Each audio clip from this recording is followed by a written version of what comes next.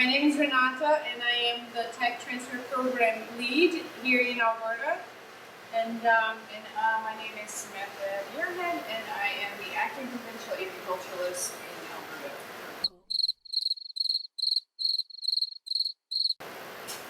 okay, so we're going to start how to make a split. So basically, this is kind of year 2 management, right? Because in year 1, you have your packages, your colonies is still kind of building up, and you're hoping and feeding that colony, making sure it's strong enough to make to the winter. And then on your year 2 and years after that, that's when you take your strong colonies that overwintered well and are healthy, and you make splits out of it.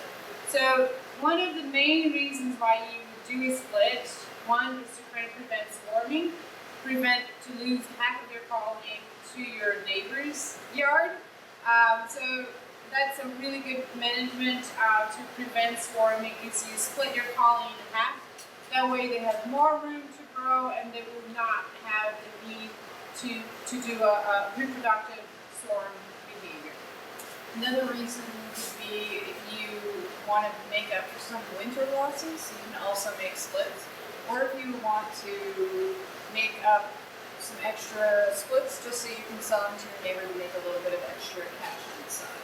Yeah, it's a good way to expand your operation as well. You only have a few colonies and you want to expand. It's a cheaper way to expand because you just are creating another colony from a strong colony that you already have.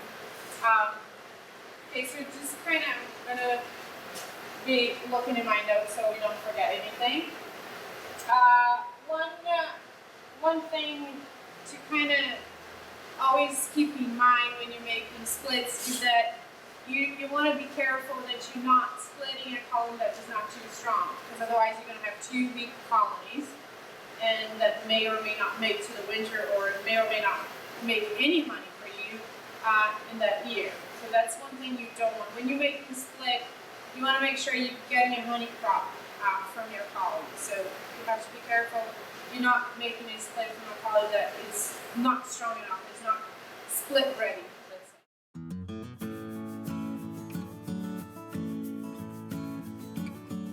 Sam's going to start and explain how you can make a split using doubles, if that's what you have. And I will follow up after with singles, if you manage your colonies in single brood chambers instead of double brood chambers. And we're going to go through what we call a conventional split, how to split, or how to make a walk-away split, what you can do if you can't find your queen, what your conventional split can turn into, and also how you can make a bunch of nucs out of colonies, which you could also call splits. Yep, but first we're going to go through the conventional split, and I'm going to go through how we kind of do it on site here with our bees in the springtime.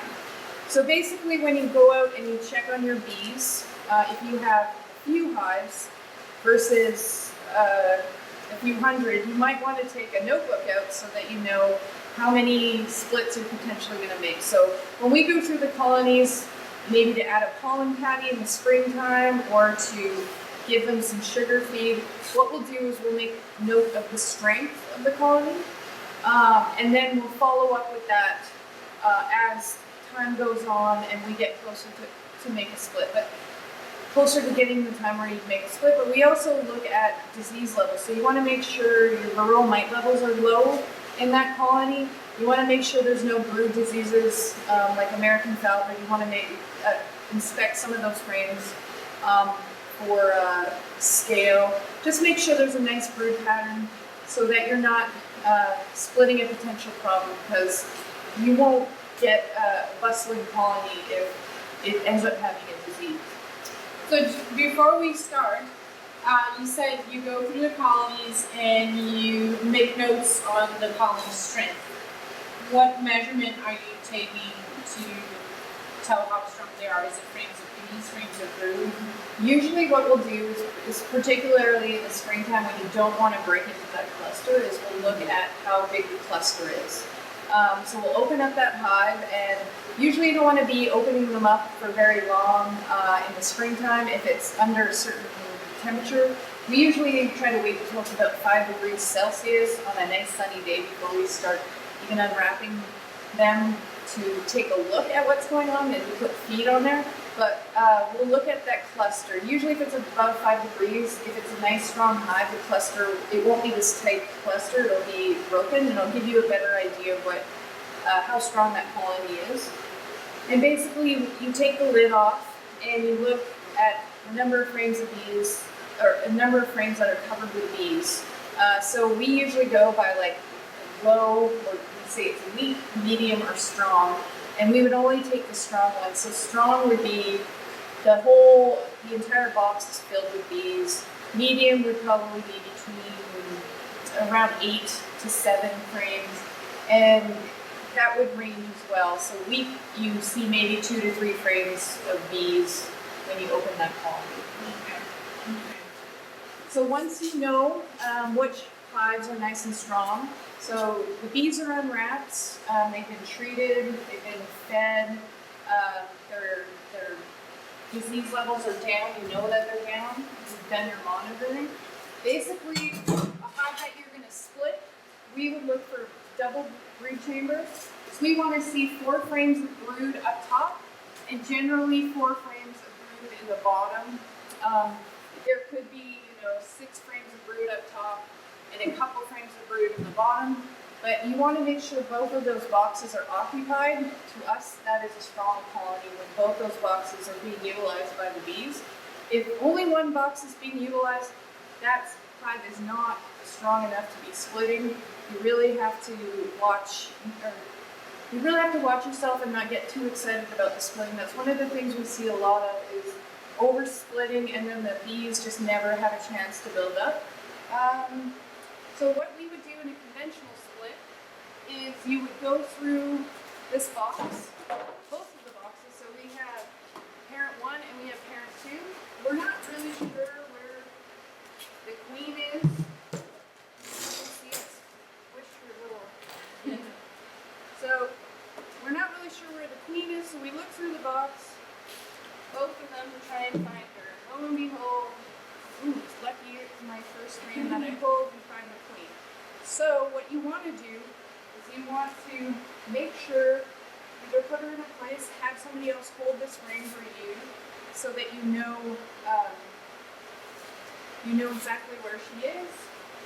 Put it down, take this top box, and what you want to do is work through these 2 boxes to make sure.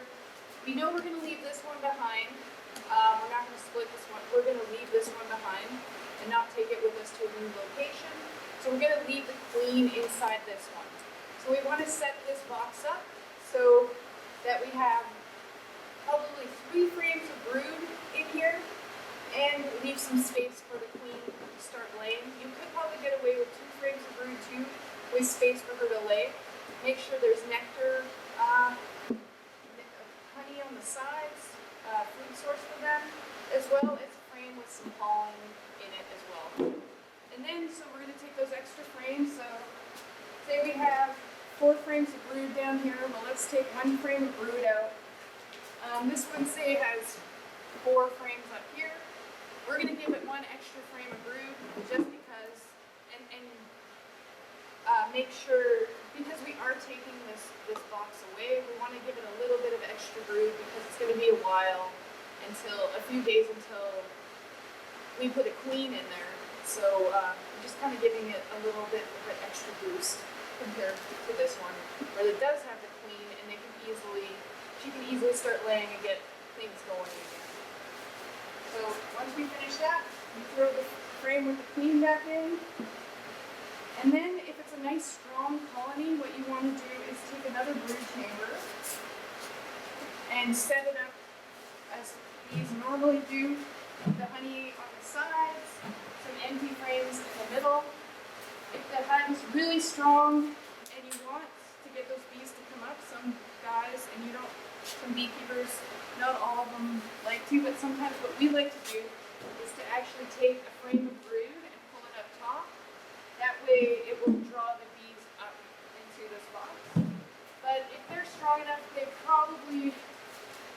it's probably not necessary, even if they're not structured enough, it's probably not necessary. And so this one's ready to go. We know the queen is in here. So we can leave this one be. So then we take this box, we set it up on a new pallet here. New bottom board. And because this one doesn't have a queen, we want to make sure that the bees can't escape to go back to their parent colony. They don't really have that queen drawing them back, plus they're in a brand new location, so they really don't have a reason to stay in this colony. So we want to seal this colony up. So what you would do is you would flip your inner cover so that the bees can't get up at the top. And what we like to do here is we shove grass in the front entrance. That way it's a few days before that grass dries down and they can slowly leave and become accustomed to their new location.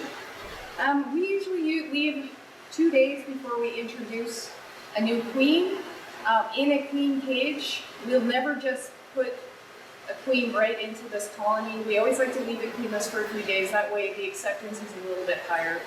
So come back a couple days later, check to see how it's doing, pop the queen in, but don't directly release her, pop her in there in the cage. You can do it slow. We can talk about a slow release, queen slow release later. Okay. But yeah, that's a good method, right? Yeah. Do a slow release. Yeah. And so then you're good to go. You just leave it, come back a couple days later, make sure everything's okay. If by chance you're a newer beekeeper or you are working off brand new equipment, so all you have is undrawn comb or like foundation, straight up foundation, a good thing to do is you're going to have to feed your bees. So in a case like that, you're going to want to put a feeder in there, in a frame feeder preferably. Generally they're not going to go up to get that feed off the top feeder. And we'll also throw a column patty on there for some extra protein. That way, with the nectar, they can use the nectar or the sugar syrup, usually 2 to 1, sugar to water. They can build up that comb a lot faster. It takes quite a bit of nectar to do that, so you're just kind of giving them a chance to start building up that comb so that the queen can start laying and getting the hive going. Okay, so if you're using a single, if you have a single brood chamber instead of a double brood chamber, for the conventional split, it would be very similar to what Sam explained for a double brood chamber. In terms of colony size, for a single, when you're inspecting your colonies, you have 2 or less frames of brood, that colony is definitely not split ready, and you shouldn't split that colony. But if it has more than that, then you can start inspecting further to see if you can split that colony. Keep in mind that when you're making a split, you're going to use between 3 or 4 frames of brood.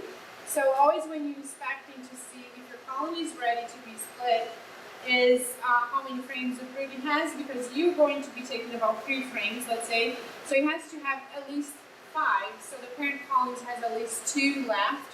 So you can take 3 and give to your split.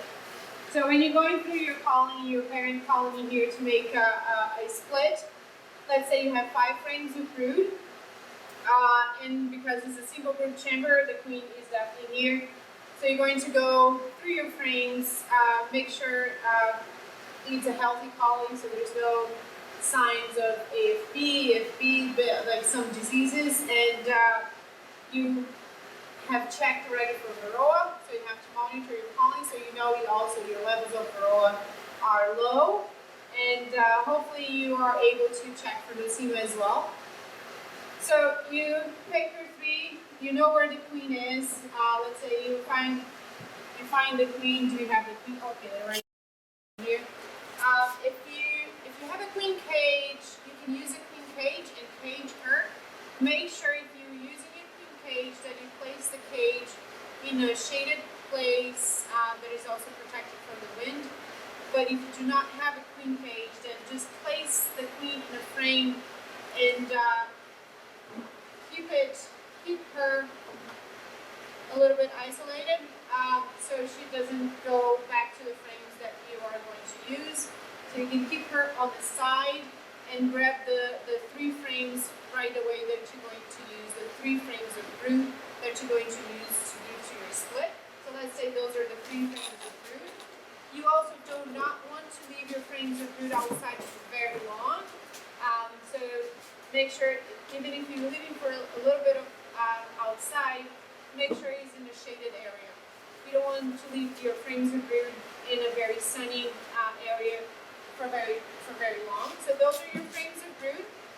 And let's say these 2 here are the 2 frames of brood that you're leaving with the parent colony. Because this is a single brood chamber, you might be limited to the amount of honey and nectar you can take away from that colony. If the colony does not have a lot of honey or nectar to give away to a split colony, or if you don't have extras from other colonies, then you do have to feed your split. You can use polypetty, and you can use a frame feeder in your split. When you take the frames of brood to your split, take the bees with that frame. Do not shake the bees off and just move the frames with brood. Take the bees that are on those frames and move the bees with brood. If you think you need extra bees, you can always take more frames from the parent colony and just shake on top to give your split extra bees. Just always make sure your queen is still there before you do that. So you took 3 frames of brood and you gave to your split. Then you're going to replace those frames with empty frames. So these are just drawn home empty frames.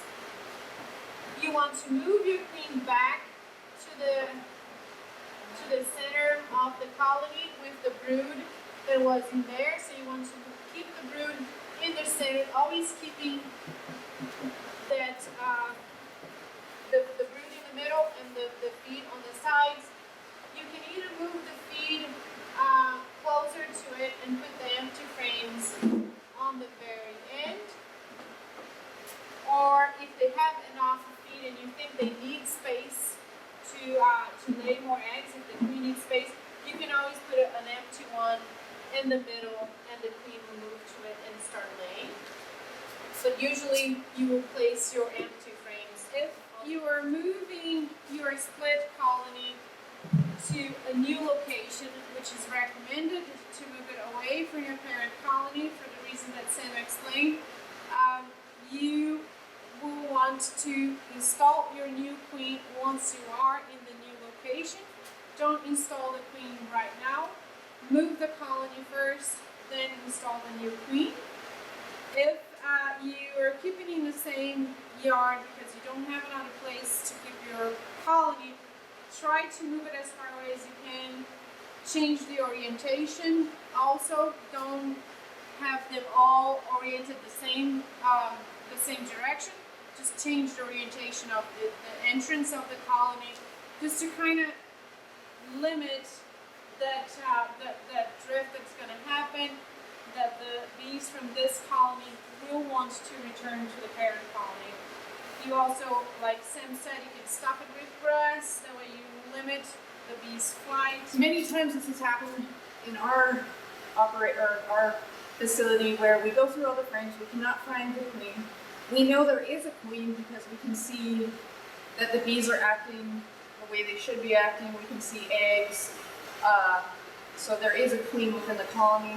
The eggs are laid where they should be laid. There's not a weird brood pattern, all these sorts of things. So what we would do in this case is a little bit more labor intensive than actually working through and finding the queen as well. So what we would do in this situation is we would take each one of these frames. So remember, this is parent number 1, this is parent number 2. We would take all of these frames and we would check again real quick for the queen, shake the bees from every single one of these frames, into this box because we want to make sure that we're getting the queen into this bottom box. I'll add a tip here. Yep. When you're shaking, the beads on the bottom box, use an empty box. That way you're not shaking all over and they're all going into the box. Yeah, because chances are if this is a nice strong hive, as you're shaking them, they'll be boiling over the sides, and you can definitely lose your queen that way. So this ensures that if you are shaking, your queen will get in there, and eventually those bees will work their way down. You use a little bit of smoke. You kind of go like that. When you're done, take this away. Use a little bit more smoke, and now we know all the bees from this top box are in the bottom. So what we would do then is grab a queen excluder. We would put it on top of here, so we know now we're hoping that the queen is in there. And that's where she should be if you shake everything into that box. And we'll put this one back on here, so parent colony number 2. So now the bees, at this point, what you would have, like we talked in the conventional, because we know this is the one we're going to walk away with, you should have those frames of brood, the extra frames of brood up here, and a little bit of less down here. So maybe 4 to 5 frames, maybe 6 frames, depending on how many are in each box. But probably 5 frames of brood up here, hopefully, and then 3 to 4 down here. You will come back, walk away for a couple hours, maybe even an hour. That way the bees can slowly work their way back up here. You'll usually have about equal number of bees in each box. Then you can take this hive, walk away to your new location. So again, that kilometer to a mile away in a new yard, like we're now setting. If you can't do that, change the orientation, and then again, flip the lid, shove grass in the entrance, leave it for a couple days before you introduce a new queen. And then hopefully, in this one, you can add your extra brood chamber, and you have your double backer again. Yeah, so and it's fairly similar if you only have a single brood chamber. The only difference is that you would have then you know that the queen is there because you only have one brood chamber. So it's a little bit simpler because you don't have to go through everything to find her. If you know that's how you want to do, if you want to do what we call an in-hive split, you don't have to find her, right? Because you're doing this in-hive split where you're putting the frames of brood on the top, the queen excluded, the whole thing. So it is actually not a bad way to do it if you don't feel comfortable going through these frames. If you think you're not very good at finding a queen, it's a very easy way to perform a split because you don't have to do that. So in this case, you have a single brood chamber. Of course, your queen is in here. What you're going to do, you have your box where this is going to be your new split. I'm going to put a computer cover here. This is your box. You will want to find the frames that you'll be using to make your split. So in this, the same thing with the conventional, you're going to use the same numbers. So you want between 2 and 3 frames of brood to put into your new split. And you want some frame of honey and nectar and some empty frames as well, if you can have frames of honey and nectar. So the same idea as the conventional split, just that you will not need to find a queen. So you select the frames that you want to use into your split colony. So let's say I'm picking 3 frames of brood. Those are the frames that I'm going to use in my split. And this colony can spare 1 frame of honey. So I'll pick this one up. I will replace those frames that I've taken away with empty frames. And I will move the frames of brood to the center. And then you shake each frame, shake everything, and put in your split box. Just make sure when you shake that you keep the frames of brood in the middle. And these will be your split box. You might have lots of these here, so you might need to smoke them. It's the same thing that Sim explained with the queen excluder. And your split box on top of it. So this box has frames of brood. You will close it, the same idea with the double brood chamber. In about 2 hours or even an hour, the bees will have moved up. And then you can take these box and walk away, put in a new bottom board, and then close this one up. So the next split that we're going to talk about is called a walkaway split, and in this one basically it's similar to the conventional method for both the, the single and double brood chamber. But this, when you do a walkaway, you don't really care where the queen is. She could be in the top box or the bottom box. It's just if all things are equal, you have an equal amount of brood in the top and an equal amount of brood in the bottom. So you just don't have the time to dig through or to start shaking. You just need to make the split really quickly, maybe because your hive is bursting or you're trying to make up for losses and you just don't have the time to go through, over 100 colonies or even 20 or even 10 to figure out where the queen is and to shake them all in the bottom box and do those sorts of things. And sometimes, even if you have just a couple of colonies, it's a good way to make a split too. If you're not comfortable going through the colony, if you're afraid of squishing the queen while doing it or making the bees angry or something like that. And it's just a quick, dirty way to make a split. But if you are going to do it, if you're uncomfortable with the queen, just make sure the one skill you do have to have is to be able to spot eggs. If you are going to do this type of split.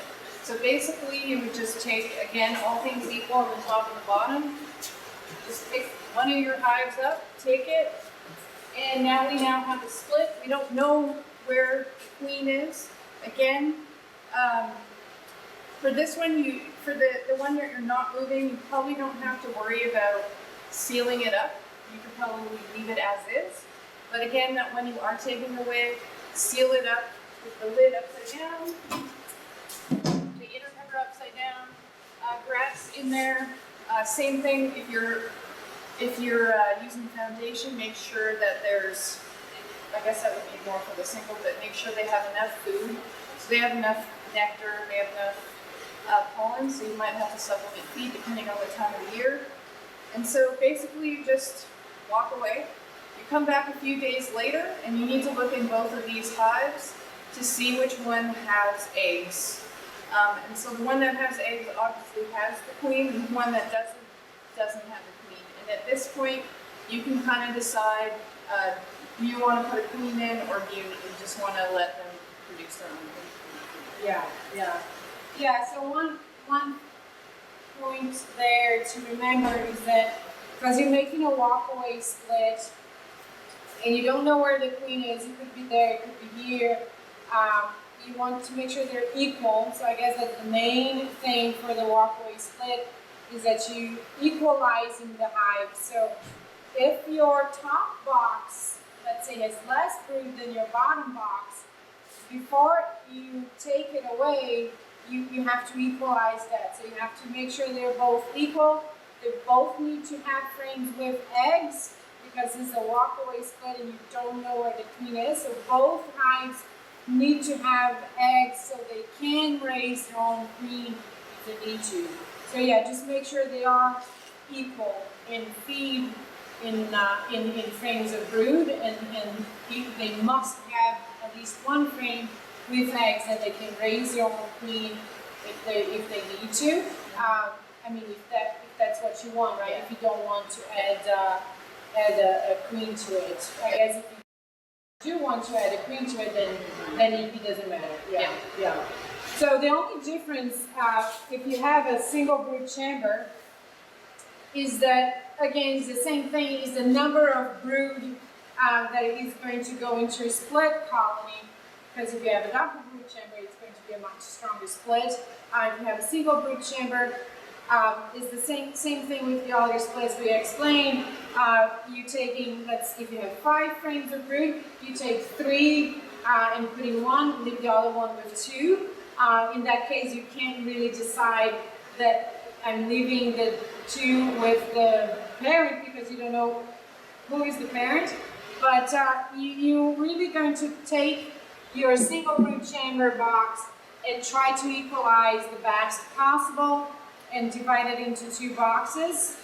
And same thing with the double brood chamber. You're going to have to come back a few days later and check to see which one has the queen, and the one that does not have the queen, you can either add the queen, or if they have eggs originally, maybe they have already started to pull a queen cell. If not, then you either will have to introduce a frame with eggs and see if they will raise their own queen, or we'll have to introduce a new queen at that point.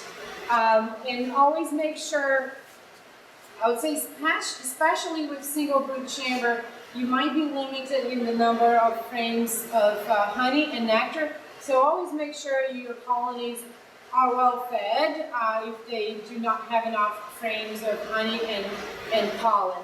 So just make sure they have either a protein patty or a frame feeder if they need that. If there is no honey, no honey crop outside, there's nothing flowering or not too much flowering for them to forage on, then it's always a good idea to feed them at that moment because they need that feed to grow and to build up. All right, as the acting PA, I also need to make a plug about registering your bees. It's in the Bee Act and its regs. Not only does it help prevent the spread of disease, but it also helps us with really important statistics. It helps us determine what is going on in the province, which in turn helps us determine what's going on in the rest of Canada. We are a huge producer of honey, and we have the largest we have the most number of bees in all of Canada.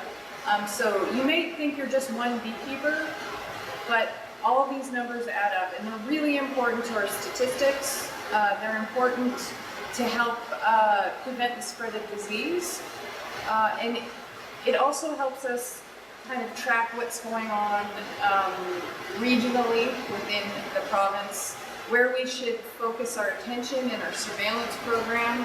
If you are a registered beekeeper, you also have access to our inspectors. So if you are having some disease issues, our inspectors can come out. If you're registered, they can come out, take a look. We have a diagnostics lab here on site. We can process your samples, your disease samples, and tell you what kind of things that you're dealing with.